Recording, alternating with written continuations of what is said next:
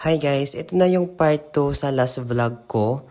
So, ito na ay November 1 at pumunta na kami sa sementeryo at may dala-dala akong bulaklak para kay Tatang. Pagkadating namin sa punto ni Tatang, nagsindi na ako ng mga kandila at linagay ko na din yung bulaklak sa harap ng kanyang puntod. Pagkadating nga namin sa sementeryo, sakto naman na paumpisa pa lang ang misa. Habang nagmimisa si Father, sinulatan na namin yung sobre na binigay nila kanina bago kami umakyat sa may sementeryo at linagay namin yung mga pangalan ng mahal namin sa buhay. At pagkatapos nga ng misa, agad naman na inumpisahan nila Father at ang mga kasama niya ang pagpebendisyon sa mga puntod.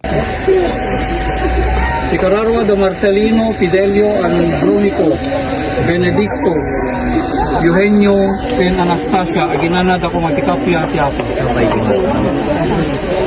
Pagkatapos nga nun, pumunta naman kami sa puntod ng mga lola at lolo namin sa mother side. At bago nga kami umalis, bumalik na muna kami sa puntod ni Tatang at nagpicture-picture lang kami and then umalis na din kami kaagad. At kinabukasan nga, November 2, lumabas kami ng Abra at pumunta kami sa Narbacan. Iba rin talaga kapag biglaan yung lakad kasi tuloy na tuloy, hindi siya nauudlot. Pagkadating nga namin sa may Narbacan, nag-stop muna kami sa may 7-Eleven. At bumili kami ng mga kakainin namin kasi pupunta kami sa beach at maghihintay kami doon ng sunset. Kung kami umuwi, pumunta na muna kami sa Narbacan Farmers Market. Pumunta lang kami doon para bumili ng mga prutas at pagkabili namin ng mga prutas, umuwi na din kami kaagad. Dito nga sa Narbacan Farmers Market, meron silang sariling food court. At nakasanayan na nga rin namin na bago kami pumasok sa may Tangadan Tunnel, kailangan na muna namin mag-stop over sa may Abra Pasalubong Center